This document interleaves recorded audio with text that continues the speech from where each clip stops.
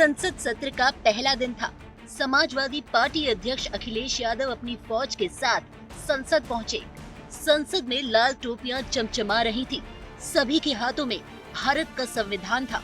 अखिलेश के लिए अपने सभी सांसद खास हैं, लेकिन एक सांसद ऐसे थे जिनका हाथ अखिलेश ने मजबूती से पकड़ा था और वो हाथ छोड़ने के लिए जैसे तैयार ही नहीं थे। वो सांसद हैं अवधेश प्रसाद, जिन्होंने यूपी की फैजाबाद सीट पर जीत हासिल की, जिसे अयोध्या भी कहा जाता है। संसद में एंट्री के दौरान अखिलेश के साथ पत्नी डिंपल यादव, चाचा रामगोपाल समेत सभी सांसद थे, लेकिन अखिलेश यादव ने सिर्फ अवधेश प्रसाद का हाथ पकड़ा और संसद की तरफ बढ़ने लगे। अवधेश ने संसद की सीढ़ियां चढ़ने से पहले झुककर धरती को चूमा। इस दौरान भी अखिलेश ने उनका हाथ नहीं छोड़ा। आगे जाकर सभी सांसद रुक गए और संविधान की प्रतियों को ऊंचा उठा लिया। अखिलेश बिना कुछ बोले भी बहुत कुछ कह गए। अखिलेश की ये खामोशी उपचुनाव में बीजेपी के लिए मुसीबत बन सकती है। दरअसल यूपी में अखिलेश ने इंडिया गठबंधन के साथ मिलकर जो कमाल किया है, उससे समाजवादी पार्टी का कॉन्फिडेंस सातवें आसमान पर है। मैं सबसे पहले देश की जनता का धन्यवाद दूंगा।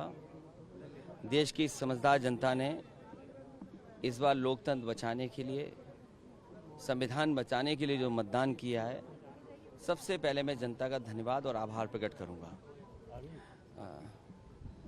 अच्छे दिन का इंतजार करते करते लोग थक गए।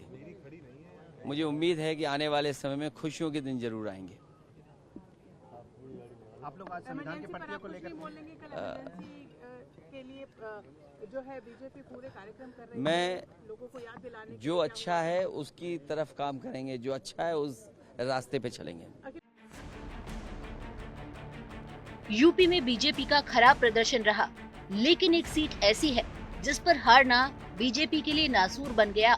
वो है फैजाबाद सीट यानी अयोध्या, जहां बीजेपी ने राम मंदिर बनवाया। उनको विश्वास था कि शायद ये राम मंदिर उनके लिए अच्छा खासा वोट बैंक बनेगा, लेकिन बीजेपी को फैजाबाद की जनता ने ठेंगा दिखा दिया और फैजाबाद से अवधेश प्रसाद की जीत हुई। अब फैजाबाद की मिल्कीपुर विधानसभा सीट पर उपचुनाव होने हैं और समाजवादी पार्टी अयोध्या पर अपनी पकड़ बनाए रखना चाहती है। फैजाबाद लोकसभा में आने वाली मिल्कीपुर विधानसभा अवधेश प्रसाद के इस्तीफे के बाद खाली हुई है। 2022 के विधानसभा चुनाव में इस सीट से समाजवादी पार्टी के अवधेश प्रसाद ने बीजेपी के बाबा गोरखनाथ को 12,000 से ज्यादा वोटों से हराया था। फैजाबाद सांसद अवधेश प्रसाद दलित समुदाय से है। ऐसे में इस तरह उनका हाथ थामे रखना इस बात का संदेश भी है कि समाजवादी पार्टी दलितों को भी साथ लेके चलती है। समाजवादी पार्टी पर अक्सर ये आरोप लगते रहे हैं कि वो गैर ओबीसी और बाकी दलितों को महत्व नहीं देती। लोकसभा में भी अवधेश का हाथ और साथ कर अखिलेश पीडीए की गणित में डी यानी दलित वोटर्स को समान भागीदारी का संदेश देते दिखे।